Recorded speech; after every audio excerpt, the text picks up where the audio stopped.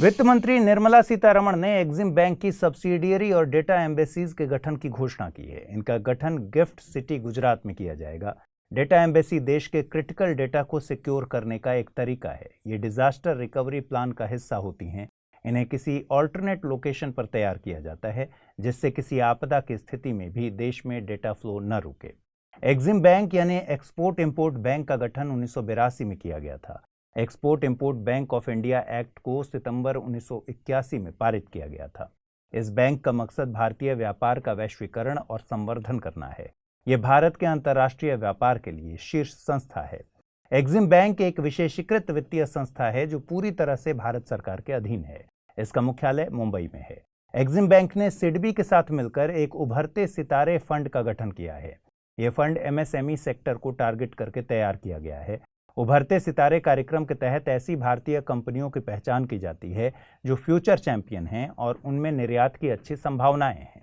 इसमें कंपनी की तकनीक, उत्पाद या प्रोसेस बेहतर स्थिति में होना जरूरी है। ऐसी कंपनी यदि फिलहाल अंडर परफॉर्मिंग है या बड़ी कंपनी के रूप में उभरने के लिए अपनी क्षमताओं का पूरा दोहन नहीं कर पा रही है, तो उसे सहायता दी जा सकती है। कार्यक्रम में ऐसी कंपनियों की बाधाओं का पता लगाकर उनकी जरूरत के अनुसार इक्विटी, ऋण और तकनीकी सहयोग प्रदान किया जाता है। सेबी ने ग्रीन वॉशिंग को रोकने के लिए एक बड़ा कदम उठाया है। सेबी ने ग्रीन डेट सिक्योरिटी जारीकर्ताओं के लिए गाइडलाइंस इशू की हैं। इन गाइडलाइंस का मकसद ग्रीन वॉशिंग को रोकना है। सेबी के मुताबिक ग्रीन डेट सिक्योरिटी ऐसे प्रोजेक्ट्स के लिए जारी किए जाते हैं जिनसे सतत विकास प्रोजेक्ट्स को बढ़ावा दिया जा सके। सेबी ने ग्रीन डेट सिक्योरिटीज को दो सब कैटेगरीज में बांटा है, ब्लू बॉन्ड और येलो बॉन्ड। इसमें ब्लू बॉन्ड जल प्रबंधन और मरीन सेक्टर के लिए है, तो येलो बॉन्ड सौर ऊर्जा से संबंधित है। सेबी के मुताबिक ग्रीन वॉशिंग बढ़ाने के लिए सबसे ज्यादा जिम्मेदार परिभाषा है। परिभाषा में यह निर्धारित नहीं है कि किन प्रोजेक्ट्स को ग्रीन के तहत शामिल किया गया है। सेबी ने ग्रीन डेट सिक्योरिटीज की परिभाषा को व्यापक करते हुए इसमें पॉल्यूशन प्रिवेंशन यानी प्रदूषण को रोकने की बात और इको एफिशिएंट प्रोडक्ट्स को शामिल किया है। हम जानते हैं कि अक्सर खबरों की सुर्खियों में रहने वाला पद ग्रीन वॉशिंग आखिर क्या है। दरअसल फर्मों, कंपनियों और सरकारों के बीच अपनी सभी प्रकार की गतिविधियों या प्रोजेक्ट्स को जलवायु के अनुकूल बताने की प्रवृत्ति बढ़ रही है। यह देखा गया है कि इनमें से कई दावे असत्यापित, भ्रामक या फिर संदिग्ध होते हैं। वास्तव में ऐसी फर्म या कंपनियां जलवायु परिवर्तन के खिलाफ लड़ाई में कुछ भी नहीं करती। इस प्रकार ग्रीन वॉशिंग फर्मों, कंपनियों और सरकारों द्वारा जलवायु अनुकूल होने का एक ढोंग है, ताकि इससे मिलने वाले फायदे इनको मिलते रहें।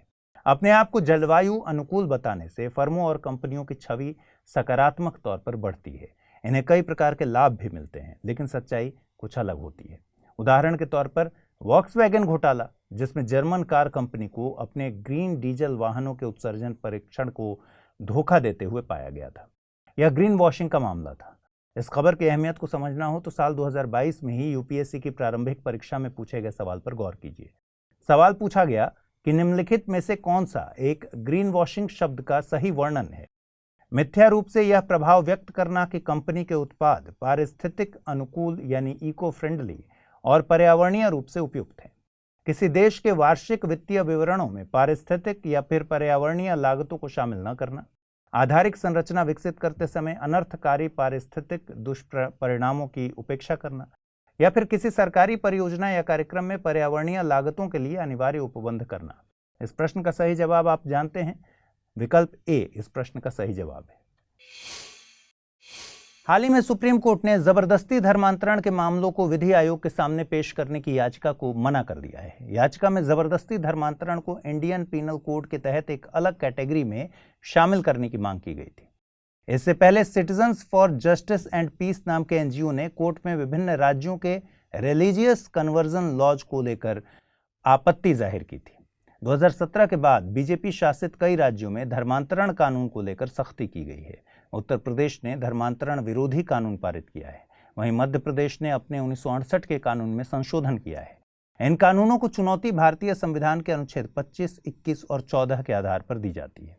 स्वतंत्रता के बाद ओडिशा पहला राज्य था जिसने धर्मांतरण को रोकने के लिए कानून लागू किया था। बाद में यही कानून अन्य राज्यों के लिए मॉडल बन गया। आपको बता दें कि विधि आयोग एक गैर सांविधिक संस्था है।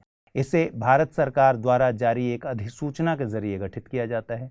विधि आयोग कानून मंत्रालय द्वारा मुहैया कराए गए टर्म्स ऑफ रेफरेंस को आधार बनाकर तमाम कानूनों पर रिसर्च करके अपनी रिपोर्ट पेश करता है। केंद्र सरकार ने नवंबर 2022 में 22वें विधि आयोग का गठन किया है। कर्नाटक हाई कोर्ट के रिटायर मुख्य न्यायाधीश ऋतुराज अवस्थी को इसका अध्यक्ष नियुक्त किया गया है। पहला विधि आयोग 1955 में गठित हुआ था। प्रधानमंत्री नरेंद्र मोदी ने बेंगलुरु में इंडिया एनर्जी वीक का शुभारंभ किया। इस मौके पर पेट्रोल के साथ एथेनॉल की 20% ब्लेंडिंग का प्लान भी शुरू कर दिया गया है। गौरतलब है कि यह प्लान अप्रैल 2023 में रोल आउट होने वाला था। इसे 2 महीने पहले शुरू कर दिया गया है। इसे E20 यानी पेट्रोल विद 20% एथेनॉल नाम दिया गया है। अभी तक पेट्रोल में 10% एथेनॉल ब्लेंडिंग की जा रही थी। कार्यक्रम को 11 राज्यों और संघ शासित प्रदेशों में लॉन्च किया गया।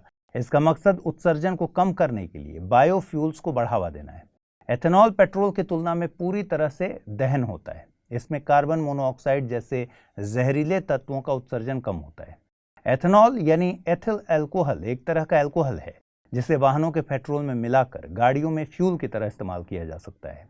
इसका प्रोडक्शन गन्ने की फसल से होता है, लेकिन शर्करा वाली कई अन्य फसलों से भी इसे तैयार किया जा सकता है।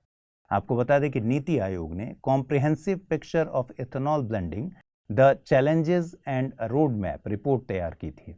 इसके मुताबिक भारत का 2020-21 में कुल पेट्रोलियम आयात 185 मिलियन टन था, जिसकी कीमत तकरीबन $55 बिलियन है। पेट्रोलियम का ज्यादातर प्रयोग व्हीकल्स में किया जाता है। अगर 20% एथेनॉल ब्लेंडिंग प्रोग्राम लागू होता है तो देश में हर साल $4 बिलियन की बचत हो सकती है। आइए जल्दी से देखें बुलेटिन पर आधारित क्या सवाल बन सकते हैं। पहला सवाल है कि निम्नलिखित कथनों पर विचार कीजिए। उभरते सितारे फंड का गठन एग्जिम बैंक और सिडबी ने मिलकर किया। डेटा एम्बेसी बाहरी देश द्वारा डेटा लोकलाइजेशन के मकसद से किया गया निवेश है। और सही कथन आपको कूट के माध्यम से चुनना है। केवल एक, केवल दो, एक और दो दोनों, न तो एक नहीं दो। अगला सवाल है विधि आयोग के संबंध में निम्नलिखित कथनों पर विचार कीजिए। विधि आयोग एक गैर सांविधिक संस्था है। 22वें विधि आयोग के अध्यक्ष जस्टिस BS चौहान हैं। पहले विधि आयोग का गठन 1952 में किया गया था। नीचे दिए गए कूटों की सहायता से गलत कथन या फिर कथनों का चुनाव कीजिए। केवल एक, केवल दो और तीन, केवल एक और तीन, या फिर केवल एक और दो। आइए अब जल्दी से देखें पिछले बुलेटिन पर आधारित क्या सवाल मैंने पूछे थे और उनके सही जवाब क्या है। पहला सवाल, निम्नलिखित कथनों पर विचार कीजिए। रिहैब मिशन को जोशी मठ के विस्थापितों के लिए शुरू किया गया। लाल चंदन के वृक्ष केरल के पश्चिमी घाट के वनों के लिए स्थानिक हैं। उपर्युक्त में से सही कथन कूट के माध्यम से चुनना है। केवल एक, केवल दो, एक और दो दोनों, न तो एक नहीं दो। इस प्रश्न का सही जवाब है कि दोनों ही कथन गलत हैं। ह्यूमन एलिफेंट कॉन्फ्लिक्ट को रोकने के लिए KVIC यानी khadi and village industries commission द्वारा प्रोजेक्ट रिहैब चलाया जाता है। रिहैब का पूरा नाम reducing elephant human attacks using बीज है। लाल चंदन आंध्र प्रदेश के पूर्वी घाट के वनों के स्थानिक वनस्पति प्रजाति है। अब आइए अगला सवाल क्या पूछा गया था। बायोडायवर्सिटी हेरिटेज साइट के संबंध में निम्नलिखित कथनों पर विचार कीजिए। वर्तमान में देश में कुल 36 बायोडायवर्सिटी हेरिटेज साइट मौजूद हैं। पहली बायोडायवर्सिटी हेरिटेज साइट का दर्जा ओडिशा स्थित महेंद्रगिरी को दिया गया था। बायोडायवर्सिटी हेरिटेज साइट का प्रावधान वन्यजीव संरक्षण अधिनियम 1972 में किया गया था। सही उत्तर चुनना है कूट के माध्यम से। केवल एक और दो, केवल एक और तीन, या फिर एक, दो और तीन। और इसके सही जवाब में इसमें पहला कथन ही केवल सही है। 2007 में नल्लूर टेमरिंड ग्रोव बेंगलुरु को भारत की पहली बायोडायवर्सिटी हेरिटेज साइट का दर्जा दिया गया था। वहीं बायोलॉजिकल डाइवर्सिटी एक्ट 2002 के तहत राज्य सरकारें स्थानीय निकायों की सलाह से जैव विविधता के महत्व वाले क्षेत्रों को बायोडायवर्सिटी हेरिटेज साइट नोटिफाई कर सकती हैं। सुप्रीम कोर्ट ने हेट क्राइम और सेकुलरिज्म यानी पंथ निरपेक्षता को लेकर बड़ा बयान दिया है।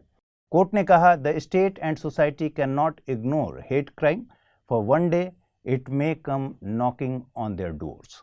मतलब ये कि आज अगर हम नफरत पर आधारित अपराधों को सिर्फ इसलिए इग्नोर कर दें कि वो हमारे साथ नहीं हुआ या हम पीड़ित नहीं हैं, तो कल वो हमारे साथ भी हो सकता है, क्योंकि आज हम उसके खिलाफ खड़े नहीं हो रहे।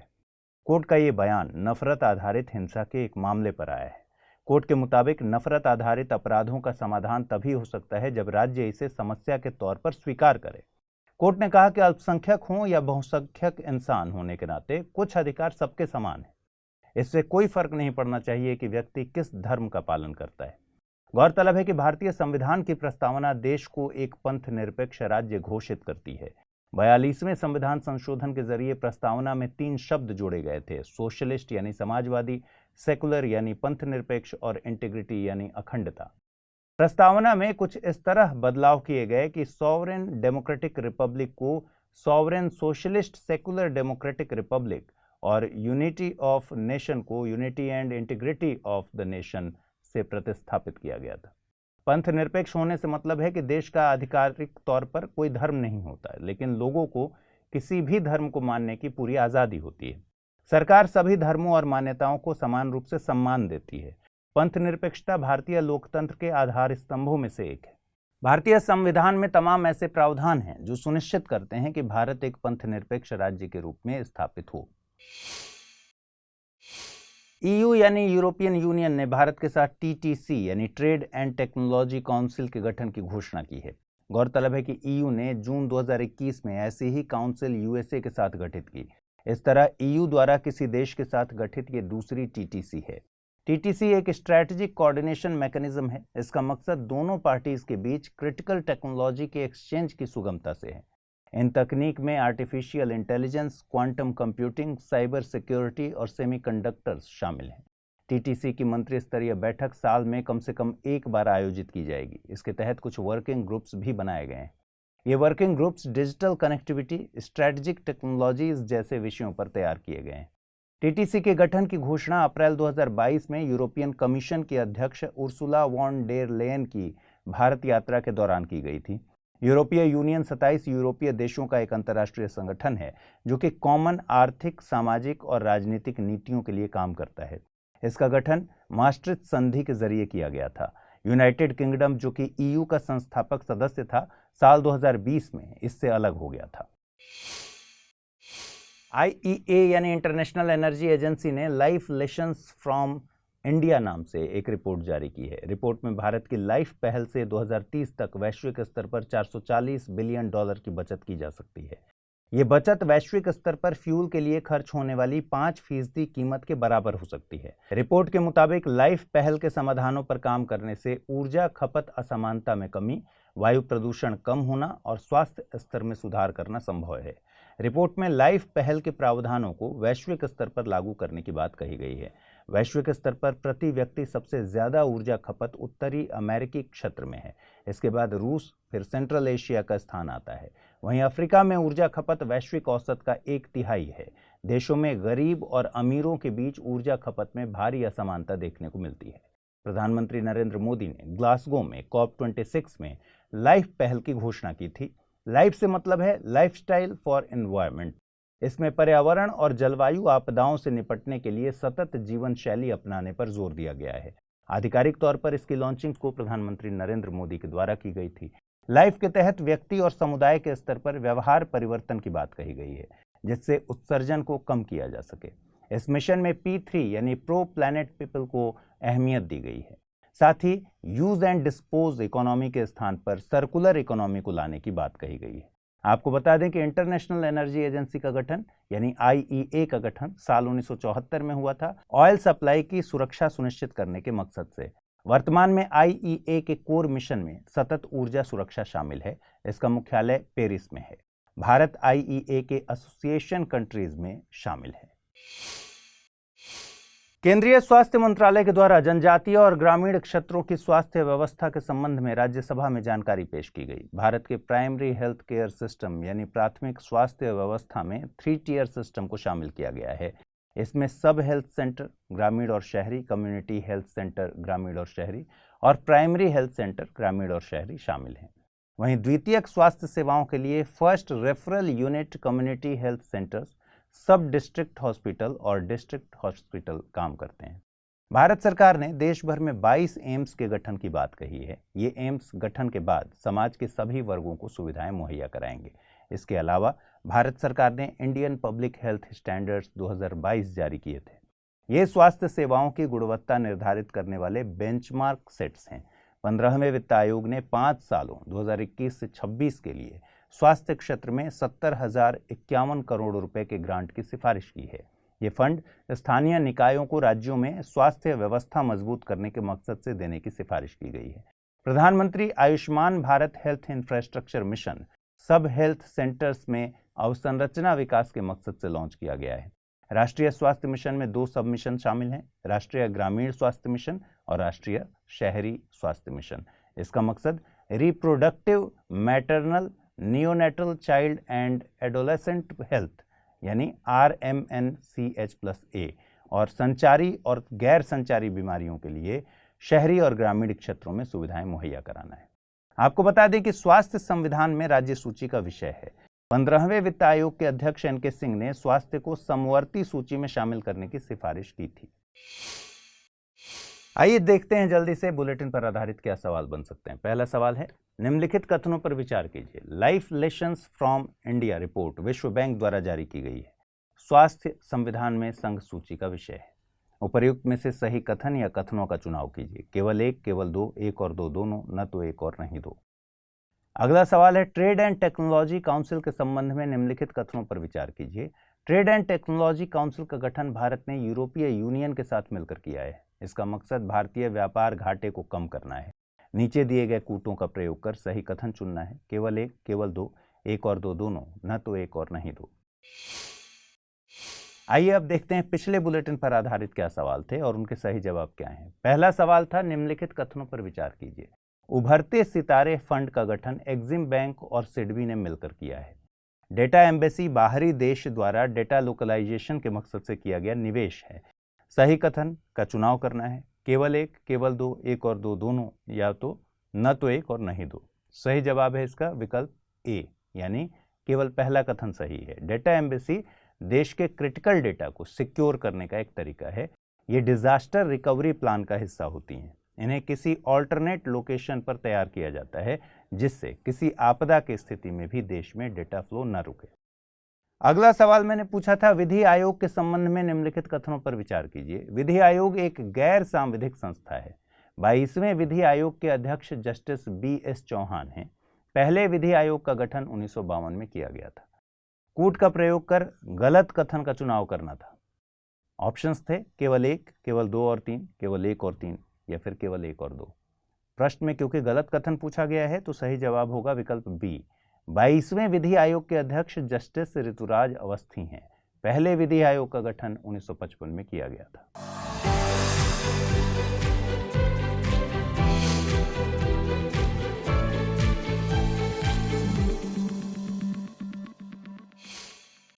तुर्की में एक कहावत है, दोस्त करा गुंदे बेल्ली ओलूर, मतलब कि जरूरत के वक्त एक दोस्त ही दोस्त के काम आता है। भारत ने इस कहावत पर खरा उतरते हुए तुर्की में आई भूकंप आपदा के बाद सहायता भेजी है। भारत की तरफ से आर्मी मेडिकल टीम और NDRF यानी नेशनल डिजास्टर रिस्पांस फोर्स को तुर्की भेजा गया है। NDRF की तरफ से 2 टीम्स को भेजा गया है, वहीं 2 टीम्स स्टैंड बाई पर हैं, मतलब तैयार हैं। इससे पहले NDRF 2011 में आए जापान भूकंप और 2015 के नेपाल भूकंप के दौरान ऐसे ऑपरेशन कर चुकी है। गौरतलब है कि 1999 में ओडिशा के सुपर साइक्लोन, 2001 के गुजरात भूकंप और 2004 की सुनामी के बाद देश में आपदा प्रबंधन योजना की जरूरत महसूस की गई थी। इसी के बाद दिसंबर 2005 में आपदा प्रबंधन अधिनियम 2005 लागू किया गया। इस एक्ट के तहत NDMA यानी राष्ट्रीय आपदा प्रबंधन प्राधिकरण का गठन किया गया। इसके अध्यक्ष होते हैं प्रधानमंत्री। आपदा प्रबंधन अधिनियम 2005 में ही NDRF का प्रावधान है। इसका गठन प्राकृतिक और मानव निर्मित आपदा के समय विशेषीकृत रिस्पॉन्स करने के लिए किया गया है। 2006 में NDRF का गठन 8 बटालियंस के साथ किया गया था। वर्तमान में इसमें 15 बटालियंस हैं, जिसमें personal, CISF, BSF, CRPF, ITBP, SSB और असम राइफल्स से लिए जाते हैं। NDRF एक यूनिक फोर्स के तौर पर गृह मंत्रालय के अधीन काम करती है। इसका कमांड और कंट्रोल डायरेक्टर जनरल NDRF के पास होता है। NDRF की बटालियंस देश की 16 लोकेशंस पर काम करती हैं। इन्हें वल्नरेबिलिटी के हिसाब से यानी सुभेद्यता के मुताबिक डिप्लॉय किया गया है, जिससे आपदा के वक्त समय की बचत की जा सके। हाल ही में Indo Russian friendship treaty of 1993 के 30 साल पूरे होने पर सेमिनार का आयोजन किया गया। इसमें रशियन एम्बेसडर डेनिस अलिपोव शामिल हुए। उन्होंने माना कि रूस यूक्रेन विवाद के चलते भारत और रूस के संबंध दबाव में थे। गौरतलब है कि भारत रूस द्वारा यूक्रेन आक्रमण की सार्वजनिक आलोचना से बचा है। इस मौके पर हम भारत और रूस के रिश्तों पर विभिन्न क्षेत्रों में हुई प्रगति पर बात करेंगे। Treaty of friendship and cooperation 1993 ने treaty of peace, friendship and cooperation 1971 को रिप्लेस किया था। दरअसल 1991 में यूएसएसआर के विघटन के बाद 1971 की संधि के प्रावधान एक्सपायर हो गए थे। राजनीतिक स्तर पर भारत और रूस के बीच एक सालाना बैठक होती है। ये बैठक दोनों देशों के बीच रणनीतिक सहयोग को लेकर होने वाली शीर्ष संस्थागत वार्ता है। ये वार्ता साल 2000 से आयोजित की जा रही है। अंतिम बैठक 2021 में नई दिल्ली में हुई थी। वहीं 2022 में शेड्यूल इशू के चलते ये बैठक संपन्न नहीं हो सकी। रक्षा के क्षेत्र में भारत और रूस ने मिलकर ब्रह्मोस मिसाइल तैयार की है। भारत रूस के रक्षा उत्पादों का बड़ा आयातक रहा है। S-400 मिसाइल सिस्टम और INS विक्रमादित्य भारत ने रूस से ही आयात किए हैं। रूस ने संयुक्त राष्ट्र सुरक्षा परिषद में स्थायी सीट की दावेदारी पर भारत का समर्थन किया है। भारत और रूस G20, SCO, ब्रिक्स में साथ हैं। इंटरनेशनल नॉर्थ साउथ कॉरिडोर में भी भारत और रूस बड़े सहयोगी हैं। नाभिकीय ऊर्जा के क्षेत्र में तमिलनाडु स्थित कुडनकुलम नाभिकीय संयंत्र भारत और रूस के सहयोग से तैयार हुआ है। भारत और रूस ने अपने द्विपक्षीय व्यापार को साल 2030 तक $30 बिलियन तक पहुंचाने का लक्ष्य रखा है। आरबीआई की MPC यानी मॉनेटरी पॉलिसी कमेटी ने रेपो रेट में 25 बेसिस पॉइंट का इजाफा करने का निर्णय लिया है। इस तरह अब रेपो रेट तत्काल प्रभाव से 6.5% हो गई है। साथ ही अब स्टैंडिंग डिपॉजिट फैसिलिटी 6.25%, तो मार्जिनल स्टैंडिंग फैसिलिटी और बैंक रेट 6.75% रहेंगे। हम इन शब्दों के मतलब समझ लेते हैं। रेपो रेट से क्या मतलब है? रेपो रेट से मतलब उस दर से है जिस पर आरबीआई अन्य वाणिज्यिक बैंकों को सिक्योरिटीज के एवज में लोन देता है। यह अल्पकालिक लोन के लिए होती है। वहीं बैंक रेट में आरबीआई दीर्घकाल के लिए वाणिज्यिक बैंकों को लोन देता है। रेपो रेट हमेशा बैंक रेट से कम होती है। इन दोनों का ही मकसद बाजार से कैश फ्लो को कम करना और महंगाई को नियंत्रित करना होता है। SDF यानी स्टैंडिंग डिपॉजिट फैसिलिटी को आरबीआई ने अप्रैल 2022 में लॉन्च किया है। इसकी सिफारिश जनवरी 2014 में उर्जित पटेल की अध्यक्षता में बनी समिति expert committee to revise and strengthen the monetary policy framework के द्वारा की गई थी। साल 2018 में आरबीआई एक्ट 1934 की धारा 17 में संशोधन किया गया। इसके बाद ही आरबीआई को इस इंस्ट्रूमेंट को लॉन्च करने की शक्ति मिली। SDF को सरप्लस लिक्विडिटी को एब्जॉर्ब करने के मकसद से लाया गया है। दरअसल कई बार बैंक्स के पास जरूरत से ज्यादा धन हो जाता है, तब वे रिवर्स रेपो रेट के जरिए आरबीआई में ये पैसा जमा कराते हैं। SDF एक तरह से रिवर्स रेपो रेट का रिप्लेसमेंट है। इसमें बैंक्स को आरबीआई के पास कोलेटरल जमा नहीं करानी होगी। वहीं MSF यानी मार्जिनल स्टैंडिंग फैसिलिटी एक शॉर्ट टर्म अरेंजमेंट है। इसमें कॉमर्शियल बैंक कैश शॉर्टेज की स्थिति में आरबीआई से ओवरनाइट उधार ले सकते हैं। राजस्थान फॉरेस्ट डिपार्टमेंट ने केवलादेव नेशनल पार्क के भीतर एक जू का निर्माण का प्रस्ताव किया है। Keoladeo national park Bharatpur bird sanctuary के नाम से प्रसिद्ध है। जू को वेटलैंड ex-situ कंजर्वेशन एस्टेब्लिशमेंट के तहत प्रस्तावित किया गया है। इसे आर्द्र भूमियों वाले जीव जैसे कि राइनो, वाटर बफेलो, डॉल्फिन्स और एक्सोटिक स्पीशीज के प्रदर्शन के मकसद से तैयार किया जा रहा है। आपको बता दें कि Keoladeo national park Ramsar convention के तहत वेटलैंड यानी आर्द्र भूमि है। इसे मॉन्ट्रेक्स रिकॉर्ड में भी शामिल किया गया है। मॉन्ट्रेक्स रिकॉर्ड रामसर कन्वेंशन के तहत एक ऐसा रजिस्टर है जिसमें उन वेटलैंड्स का जिक्र होता है जिनकी इकोलॉजी में किसी तकनीकी विकास, प्रदूषण और मानवीय हस्तक्षेप के चलते परिवर्तन हो गया है या हो रहा है या फिर होने की संभावना है। वर्तमान में भारत से मॉन्ट्रेक्स रिकॉर्ड में राजस्थान का केवलादेव नेशनल पार्क और मणिपुर की लोकटक लेक शामिल है। राजस्थान के भरतपुर जिले में स्थित केवलादेव को यूनेस्को विश्व विरासत स्थल का दर्जा भी हासिल है। इस खबर की अहमियत को समझने के लिए साल 2014 में यूपीएससी की प्रारंभिक परीक्षा में पूछे गए सवाल पर गौर करिए। सवाल पूछा गया था, यदि अंतर्राष्ट्रीय महत्व की आर्द्र भूमि को मॉन्ट्रेक्स रिकॉर्ड के तहत लाया जाता है तो इसका क्या अर्थ है? मानवीय हस्तक्षेप के परिणाम स्वरूप आर्द्र भूमि के पारिस्थितिक स्वरूप में परिवर्तन हुआ है, हो रहा है या होने की संभावना है। जिस देश में आर्द्र भूमि स्थित है उसे आर्द्र भूमि के किनारे से 5 किलोमीटर के भीतर किसी भी मानवीय गतिविधि को प्रतिबंधित करने के लिए एक कानून बनाना चाहिए। आर्द्र भूमि का अस्तित्व इसके आसपास रहने वाले कुछ समुदायों की सांस्कृतिक प्रथाओं और परंपराओं पर निर्भर करता है तथा इसलिए वहां की सांस्कृतिक विविधता को नष्ट नहीं किया जाना चाहिए। डी ऑप्शन था, इसे विश्व विरासत स्थल का दर्जा दिया गया है। सही जवाब आपको पता है, ऑप्शन ए। आइए जल्दी से देखते हैं आज के बुलेटिन पर आधारित क्या सवाल बन सकते हैं। पहला सवाल, निम्नलिखित कथनों पर विचार कीजिए। एसडीएफ की सिफारिश उर्जित पटेल समिति के द्वारा की गई थी। एसडीएफ को प्रधानमंत्री मनमोहन सिंह के कार्यकाल में लॉन्च किया गया था। सही कथन या कथनों को कूट के माध्यम से चुनना है, केवल एक, केवल दो, एक और दो दोनों, न तो एक नहीं दो। अगला सवाल है, एनडीआरएफ के संबंध में निम्नलिखित कथनों पर विचार कीजिए। इसका गठन आपदा प्रबंधन अधिनियम 2005 के जरिए किया गया है। यह रक्षा मंत्रालय के तहत काम करता है। उपर्युक्त में से सही कथन या कथनों का चुनाव कीजिए, केवल एक, केवल दो, एक और दो दोनों, न तो एक नहीं दो। आइए देखें पिछले बुलेटिन पर आधारित क्या सवाल मैंने पूछे थे और सही जवाब क्या है। पहला सवाल, निम्नलिखित कथनों पर विचार कीजिए। Life lessons from India report विश्व बैंक द्वारा जारी की गई है। स्वास्थ्य संविधान में संघ सूची का विषय है। उपर्युक्त में से सही कथन या कथनों को चुनना है, केवल एक, केवल दो, एक और दो दोनों, न तो एक नहीं दो। दोनों ही कथन गलत हैं। Life lessons from India report international energy agency IEA द्वारा जारी की गई है। स्वास्थ्य संविधान में राज्य सूची का विषय है। अगला सवाल मैंने पूछा था, ट्रेड एंड टेक्नोलॉजी काउंसिल के संबंध में निम्नलिखित कथनों पर विचार कीजिए। ट्रेड एंड टेक्नोलॉजी काउंसिल का गठन भारत ने यूरोपीय यूनियन के साथ मिलकर किया है। इसका मकसद भारतीय व्यापार घाटे को कम करना है। कूट का प्रयोग करना था, केवल एक, केवल दो, एक और दो दोनों, न तो एक नहीं दो। सबसे पहला कथन सही है। उत्तर होगा विकल्प ए। टीटीसी एक स्ट्रैटेजिक कोऑर्डिनेशन मैकेनिज्म है। इसका मकसद दोनों पार्टीज के बीच क्रिटिकल टेक्नोलॉजीज के एक्सचेंज की सुगमता से है। लोकसभा में नाभिकीय परमाणु संयंत्रों को लेकर जानकारी मुहैया कराई गई। सरकार ने देश में 10 परमाणु संयंत्रों को मंजूरी दी है। इनकी क्षमता 7000 मेगावाट ऊर्जा की रहेगी। भारत में वर्तमान में 22 नाभिकीय परमाणु संयंत्र काम कर रहे हैं, जिनकी क्षमता 6780 मेगावाट है।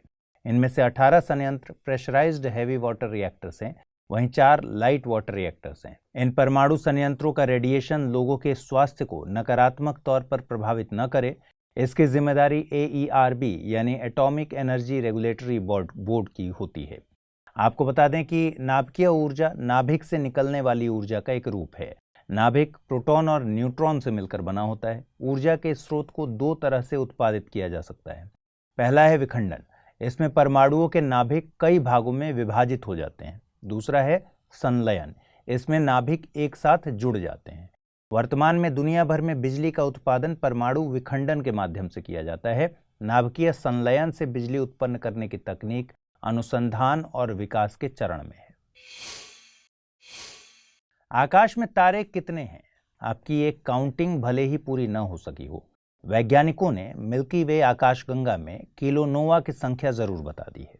जी हाँ, वैज्ञानिकों का मानना है कि पूरी आकाशगंगा में तकरीबन 10 तारे ऐसे हैं जो अंत में किलोनोवा में तब्दील हो जाएंगे। वैज्ञानिकों ने पृथ्वी से 11,400 प्रकाश वर्ष दूर एक किलोनोवा की खोज की है, जिसे CPD 292176 नाम दिया गया है। आइए जानते हैं कि किलोनोवा दरअसल है क्या। किलोनोवा एक रेयर इवेंट है। हम सुपरनोवा से परिचित हैं। तारे के केंद्र में नाभिकीय संलयन के जरिए हाइड्रोजन हीलियम में तब्दील होती रहती है। सुपरनोवा एक तारे की वो स्थिति है जब तारे के केंद्र का हाइड्रोजन खत्म होने पर तारे का केंद्रीय भाग संकुचित और गर्म हो जाता है। हालांकि इसकी बाह्य परत में हाइड्रोजन का हीलियम में बदलना जारी रहता है। इसके बाद हीलियम कार्बन में और कार्बन भारी पदार्थों जैसे लोहे में तब्दील होने लगता है, जिससे तारे में तेज विस्फोट होता है। इसे सुपरनोवा विस्फोट कहते हैं। किलोनोवा एक ऐसी ही कॉस्मिक घटना है। हालांकि इसमें तारे की मृत्यु नहीं होती, बल्कि एक न्यूट्रॉन स्टार दूसरे न्यूट्रॉन स्टार या फिर ब्लैक होल से टकराता है। न्यूट्रॉन स्टार तारे के सुपरनोवा विस्फोट से बनते हैं। किलोनोवा बाह्य अंतरिक्ष में बहुत तेज वेग से भारी धातुएं जैसे कि सोना, चांदी और सेलेनियम रिलीज करते हैं। किलोनोवा अंतरिक्ष में रेडिएशन भी रिलीज करते हैं।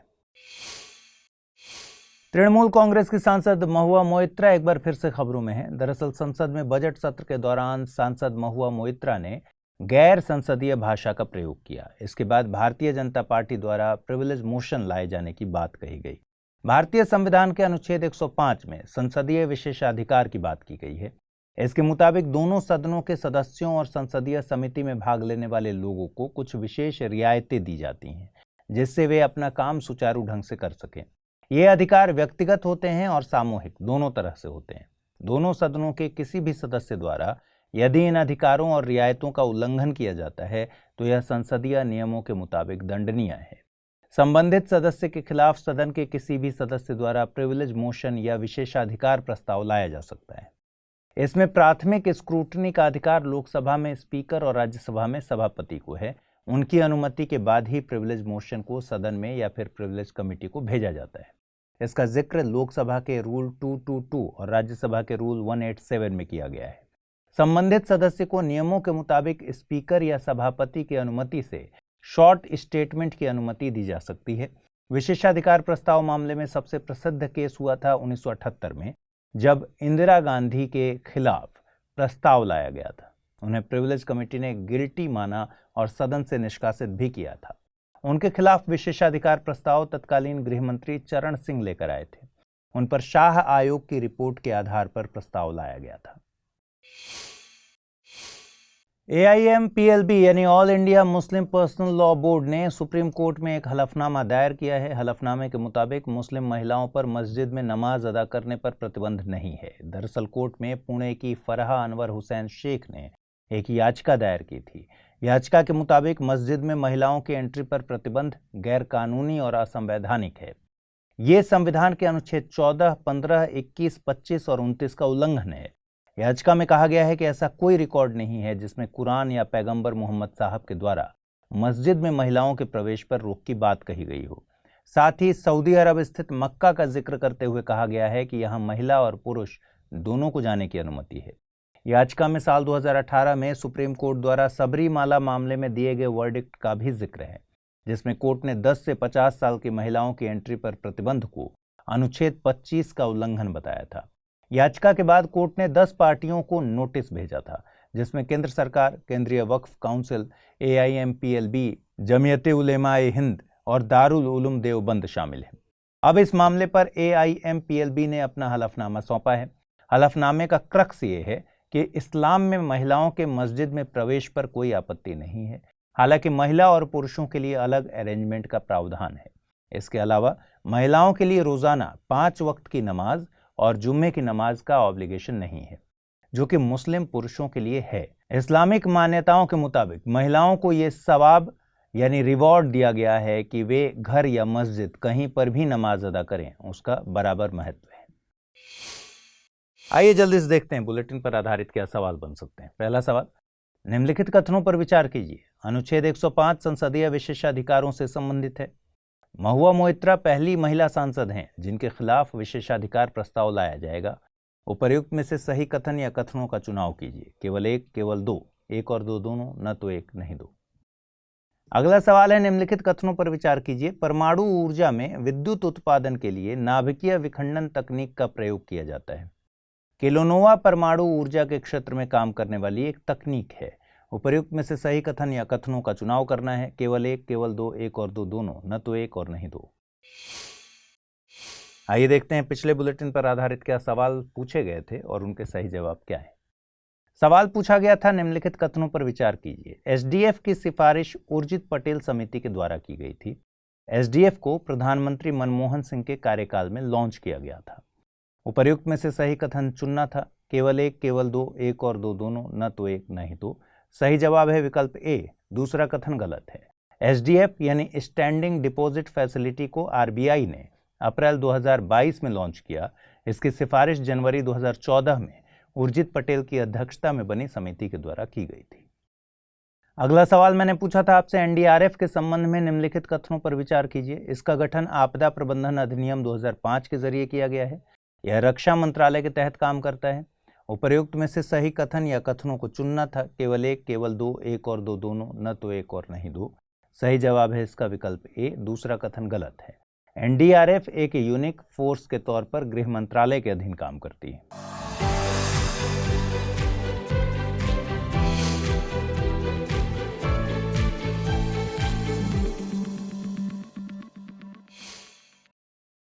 दुनिया को NPT, MTCR जैसी संधियों का पाठ पढ़ाने वाला देश अगर दो देशों के बीच की गैस पाइपलाइन को बमबारी के जरिए तहस नहस कर दे तो वैश्विक शांति का भविष्य क्या होगा?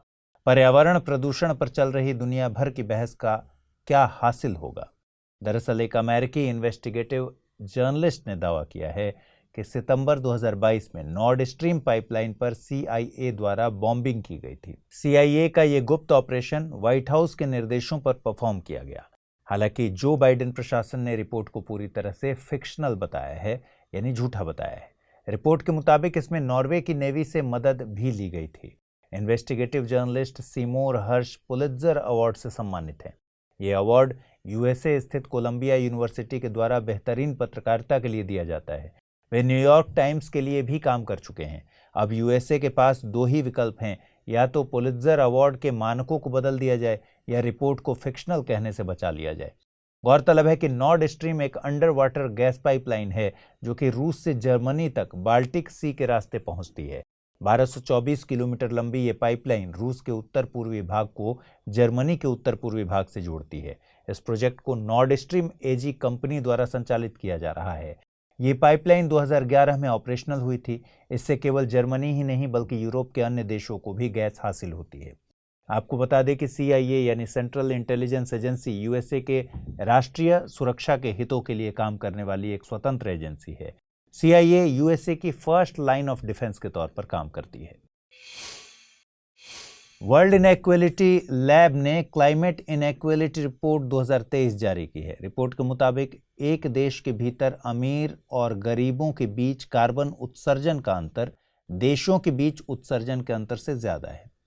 कम और मध्यम आय वाले देश जलवायु परिवर्तन से ज्यादा प्रभावित हैं, जबकि वे विकसित देशों की तुलना में कम ग्रीन हाउस गैसें उत्सर्जित करते हैं।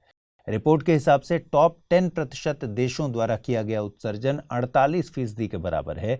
वहीं इन देशों के पास फाइनेंस की क्षमता 76% है।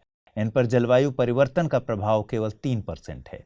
वहीं आखिरी के 50% देशों का उत्सर्जन मात्र 12% है, लेकिन जलवायु परिवर्तन से होने वाले नुकसान में इनकी भागीदारी 75% है। दशकों से जलवायु परिवर्तन के मामले पर देशों के बीच उत्सर्जन के हिसाब से जिम्मेदारी उठाने की बहस चल रही है। इस रिपोर्ट में पहली बार व्यक्तियों के हिसाब से जलवायु परिवर्तन की जिम्मेदारी की बात कही गई है। मतलब ये कि अमीर ज्यादा ग्रीन हाउस गैसें उत्सर्जित करते हैं तो गरीब कम। इसी हिसाब से जलवायु परिवर्तन से निपटने की जिम्मेदारी कॉमन बट डिफरेंशिएटेड रिस्पॉन्सिबिलिटीज के सिद्धांत के मुताबिक सौंपी जाए। 3 फरवरी से शुरू हुई 5वीं international marine protected areas congress कल खत्म हो गई। समुद्री संरक्षण से जुड़े इस बड़े सम्मेलन का आयोजन कनाडा के वैंकूवर में हुआ।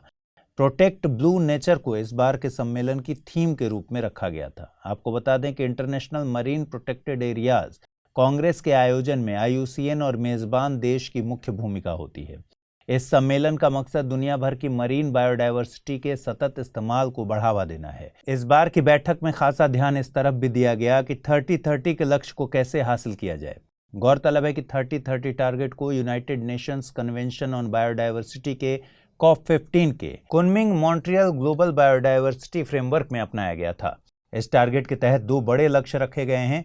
पहला 2030 तक डिग्रेड हो चुके इकोसिस्टम के 30% हिस्से को रिस्टोर करना और दूसरा 2030 तक पृथ्वी के 30% क्षेत्रफल का संरक्षण और प्रबंधन। 5वीं international marine protected areas congress में केल्प फॉरेस्ट्स की हो रही तेजी से नुकसान को लेकर वैज्ञानिकों ने चिंता जाहिर की है।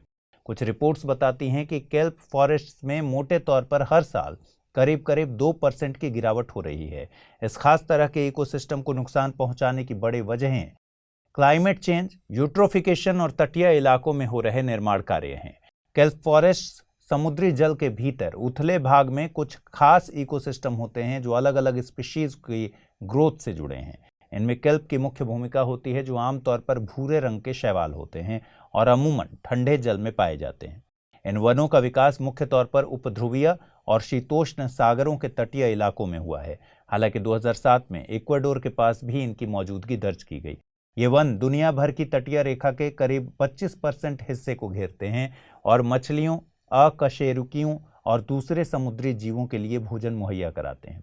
केल्प फॉरेस्ट्स में हो रहे कमी के लिए एक खास मॉस एनिमल ब्रियोजोआ को भी जिम्मेदार माना जा रहा है। ब्रियोजोआ सी वीड को समुद्र तल में डुबो देता है और बाकी के क्षेत्र से अलग कर देता है। आज देश के लिए एक बड़ी और अच्छी खबर आई। दरअसल देश में पहली बार लिथियम के स्रोत पाए गए हैं। जम्मू कश्मीर में 5.9 मिलियन टन रिजर्व की बात कही जा रही है। जियोलॉजिकल सर्वे ऑफ इंडिया ने जम्मू कश्मीर के रियासी जिले में लिथियम पाए जाने की पुष्टि की है। लिथियम एक नॉन फेरस धातु है जो कि ईवी बैटरीज में एक प्रमुख तत्व के रूप में प्रयोग की जाती है। दुनिया को अपने लैपटॉप, फोन और इलेक्ट्रिक व्हीकल्स के लिए लिथियम बैटरी की जरूरत है। वर्तमान में भारत लिथियम, कोबाल्ट और निकिल जैसी धातुओं के लिए आयात पर निर्भर है। लिथियम जैसे क्रिटिकल मेटल्स का मिलना भारत को आत्मनिर्भर बनाने में मददगार होगा। साथ ही 2070 तक रखा गया नेट जीरो का टारगेट भी पूरा करने में मदद मिलेगी। लिथियम को एक ड्रग के तौर पर बायपोलर डिसऑर्डर को ट्रीट करने के लिए भी प्रयोग किया जाता है। दुनिया में बोलीविया, चिली और अर्जेंटीना को लिथियम ट्रायंगल के तौर पर जानते हैं। लिथियम ट्रायंगल पृथ्वी पर मौजूद शुष्कतम क्षेत्रों में से एक है। ये क्षेत्र लिथियम सप्लाई के 75% के लिए जिम्मेदार है। आइए जल्दी से देखते हैं बुलेटिन पर आधारित क्या प्रश्न बनते हैं। पहला सवाल है, निम्नलिखित कथनों पर विचार कीजिए। नॉर्ड स्ट्रीम एक गैस पाइपलाइन है। CIA यूरोपीय यूनियन की जांच एजेंसी है। उपर्युक्त में से सही कथन चुनिए। केवल एक, केवल दो, एक और दो दोनों, न तो एक और नहीं दो। दूसरा प्रश्न, निम्नलिखित कथनों पर विचार कीजिए। क्लाइमेट इनइक्वालिटी रिपोर्ट 2023 UNEP के द्वारा जारी की जाती है। केल्प फॉरेस्ट स्थलीय इकोसिस्टम का एक प्रकार है। सही कथन चुनना है। केवल एक, केवल दो, एक और दो दोनों, न तो एक नहीं दो। आइए देखें पिछले बुलेटिन में मैंने क्या सवाल पूछे थे और उनके जवाब क्या हैं। पहला सवाल था, कथनों पर विचार करना था। अनुच्छेद 105 संसदीय विशेषाधिकारों से संबंधित है। महुआ मोइत्रा पहली महिला सांसद हैं जिनके खिलाफ विशेषाधिकार प्रस्ताव लाया जाएगा। सही कथन या कथनों को चुनना है। केवल एक, केवल दो, एक और दो दोनों, न तो एक नहीं दो। सही जवाब है विकल्प ए। दूसरा कथन गलत है। महुआ मोइत्रा से पहले इंदिरा गांधी के खिलाफ विशेषाधिकार प्रस्ताव लाया जा चुका है। अगला सवाल, निम्नलिखित कथनों पर विचार कीजिए। परमाणु ऊर्जा में विद्युत उत्पादन के लिए नाभिकीय विखंडन तकनीक का प्रयोग किया जाता है। किलोनोवा परमाणु ऊर्जा के क्षेत्र में काम करने वाली एक तकनीक है। सही कथन का चुनाव करना है। ऑप्शंस हैं केवल एक, केवल दो, एक और दो दोनों, न तो एक नहीं दो। और सही विकल्प है कि दूसरा कथन गलत है, इसलिए विकल्प ए सही है। किलोनोवा एक रेयर कॉस्मिक घटना है।